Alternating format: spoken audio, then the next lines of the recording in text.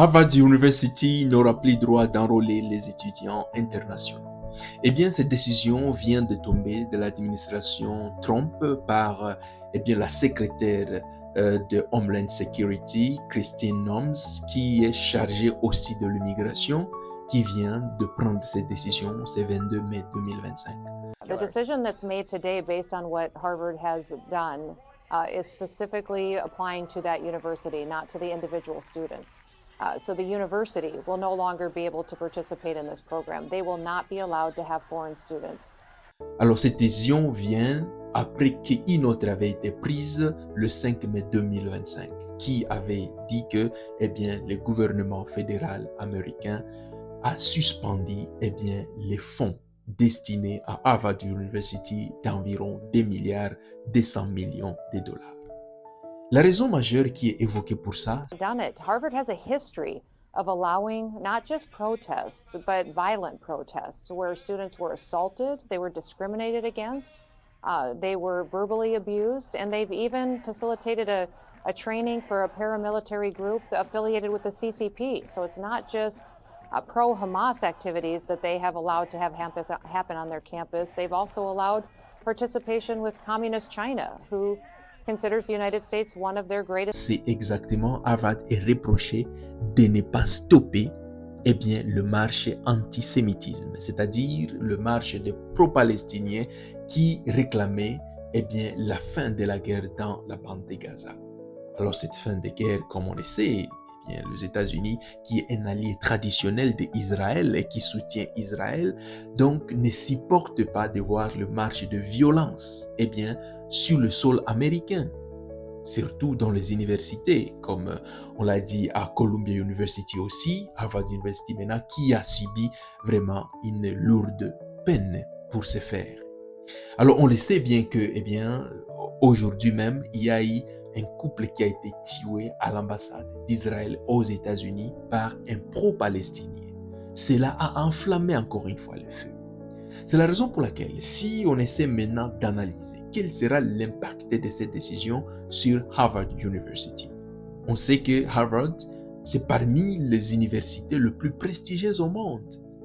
Selon Times Higher Education classe Harvard University étant la 3e université la plus prestigieuse au monde en 2025. Alors, les critères de sélection, il y a la qualité de l'enseignement, il y a l'environnement de la recherche, il y a la qualité de la recherche, il y a l'industrie, il y a aussi International Outlook. Alors, s'il faut parler de International Outlook, comment l'université est vue de l'extérieur? Alors, vue de l'extérieur, cela veut dire comment l'université est appréciée. Tout le monde veut que tout le monde rêve d'aller étudier à Harvard University. Pourquoi? Parce que, comme on le sait, comme on l'a dit selon Industry, quand l'université a déjà des alumni ou des anciens qui sont mieux placés dans les organisations internationales, dans les gouvernements de présidents, de premiers ministres, de ministres, de grandes personnalités à travers le monde, des grands chercheurs, des grands professeurs qui ont fait cette université, cela donne une très bonne cote à cette université d'être appréciée dans le monde. Alors déjà, avec la suspension des étudiants internationaux, déjà, l'université de Harvard sera de plus en plus effacée au niveau international. C'est-à-dire, on ne parlera plus de Harvard qu'au niveau du territoire américain. De deux, Harvard University actuellement a environ 7000 étudiants internationaux qui étudient à Harvard actuellement. Il a été dit à ces étudiants, soit ils fassent le transfert à d'autres universités pour garder leur F1 visa, ce qu'on appelle les student visa ou non-immigrant visa, qui les permet de rester sur le sol américain, soit ils perdent ces visas-là. Donc, ils seront tous obligés d'être transférés.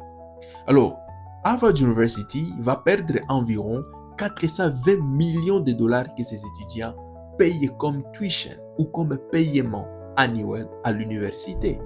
Et à part ça, il y a aussi des livres que les étudiants achètent pour les recherches et consorts, mais également les activités qu'ils payent pour participer à certaines activités à l'université. Leur survie aussi aux États-Unis, dont l'assurance maladie, la nourriture, les transports, la communication et consorts. Donc, leur étant aux États-Unis, ils dépensent environ, chaque étudiant, environ 100 000 dollars. Ce qui fait environ 1 milliard de dollars que l'économie américaine va perdre avec c'est seulement les étudiants de Harvard University. La deuxième des choses, l'université étant troisième au niveau international, va perdre ses classements.